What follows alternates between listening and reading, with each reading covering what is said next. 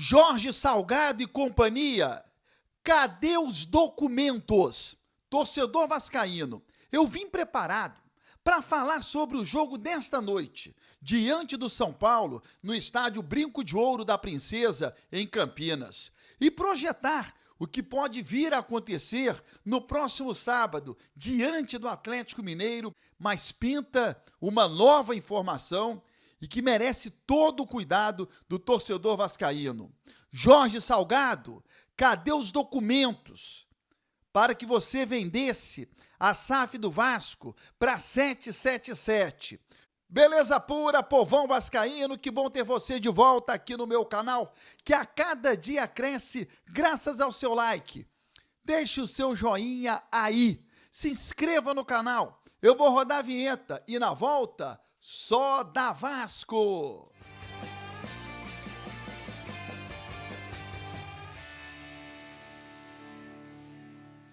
Vinheta rodada, o tempo que você teve de se inscrever no canal, meu muito obrigado.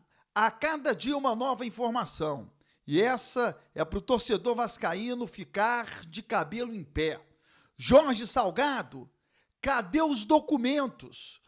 José Humberto, advogado, especialista em direito empresarial, deu uma olhada no processo que envolve o Vasco e a 777. Em primeiro lugar, pessoal, como que esse acordo de acionistas apareceu, já que ele é confidencial? Isso se deu por conta de uma ação judicial lá no Foro Paulista, na Justiça de São Paulo, cuja, veja só, esse é o ponto importante, cuja a empresa KPMG ingressou com uma ação de cobrança pela intermediação nessa SAF do Vasco.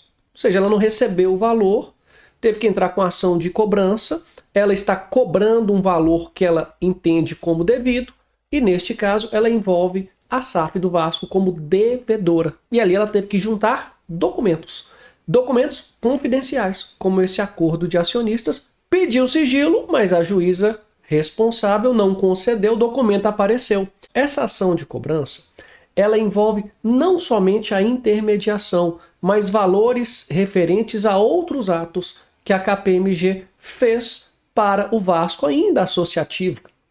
Na parte referente ao regime centralizado de execuções, do levantamento das dívidas, de buscar essas auditorias, soluções e principalmente na negociação do Vasco para um terceiro, para um investidor, que foi, no caso, a 777. No total, ela cobra 24,5 milhões de reais, mas teria recebido somente 6,6 milhões, ou seja, há um valor gigantesco aí aberto.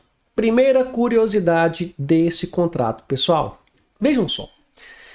O Vasco SAF, ele surgiu dentro de uma relação do Vasco associativo extremamente endividado, muito endividado, vocês sabem disso, e um investidor, no caso a 777. A primeira coisa que se questiona, onde estão os documentos? A auditoria, a análise da viabilidade financeira para essa negociação, já que a 777 atualmente está no estado de insolvência.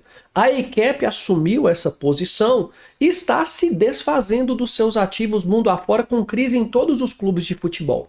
Então a pergunta que se faz é: onde está essa análise, essa auditoria, essa viabilidade financeira, ou mesmo onde foram prestadas as garantias por contas desse investidor para suportar, veja só, tudo o que estava sendo proposto dentro desse acordo? Você fala, tá, mas Humberto, mas o que propôs a 777 dentro desse acordo de cotistas? Bem, só de pagamento de dívidas, 700 milhões de reais.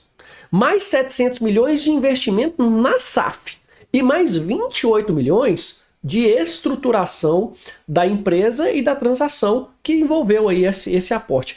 Então, como que um valor que ultrapassa 1 bilhão e 400 milhões de reais estava assegurado no investimento dentro do clube? O que é importante é que esses documentos apareçam, isso seja esclarecido. Uma vez que, atenção pessoal, para um investidor ingressar numa sociedade dessa forma, com valores tão altos, é necessário um lastro financeiro, patrimonial, seguro, garantia. Isso nós não temos ou não tivemos. Isso tem que ser esclarecido. Um segundo ponto que também me chamou a atenção nessa ação. Veja, o contrato firmado pela KPMG, esse contrato, ele foi firmado com o Vasco Associativo, porque ainda não havia SAF. E nesse contrato já estava ali como credor do Vasco, né? Porque foram feitos aditamentos, confissões de dívida para pagamento desse valor. E o que chama atenção? Que uma vez constituída a SAF e realizada a operação, esse passivo que é do Vasco Associativo foi transferido para o Vasco SAF.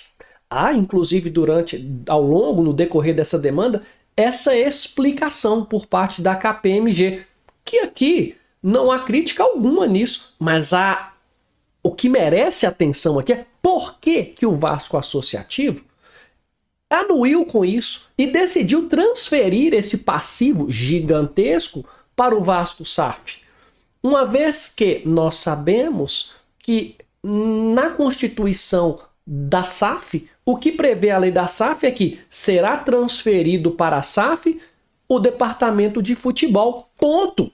Em tese, sem passivos ou com o passivo do futebol e não demais passivos. Tanto que os passivos do Vasco Associativo ficaram por lá, ficaram no associativo, no regime centralizado de negociação. E agora, com todo esse imbróglio que existe entre a AICAP e o Vasco Associativo, sabe lá o que vai acontecer? Sabe lá de onde virão os recursos para a próxima temporada? Me parece que a recuperação judicial do Vasco Associativo vai se tornando cada vez mais viável ou mais interessante por conta dessa incerteza financeira, a não ser que chegue aí um investidor. Mas outra pergunta que se faz, por que houve a transferência desse passivo, que não é do futebol, vamos dizer assim, não é do departamento de futebol, para a SAF do Vasco? Também não há compreensão. Fato é que existe a ação judicial agora por parte da KPMG, cobrando esse valor gigantesco, um valor milionário da SAF do Vasco, e evidentemente que a SAF do Vasco terá que negociar, honrar de alguma forma esse pagamento, tentar compor esse passivo, pois o que alega a KPMG é que ela prestou o serviço. Jorge Salgado, cadê esses documentos? Você precisa mostrar, você precisa falar, você precisa aparecer, você precisa se defender sobre o jogo de hoje. A partir do meio-dia tem a Hora do Vasco ao vivo no meu canal do YouTube e a gente vai falar com o Lineker Biondi, que está desde ontem em Campinas para acompanhar essa partida, ok? Tô te esperando.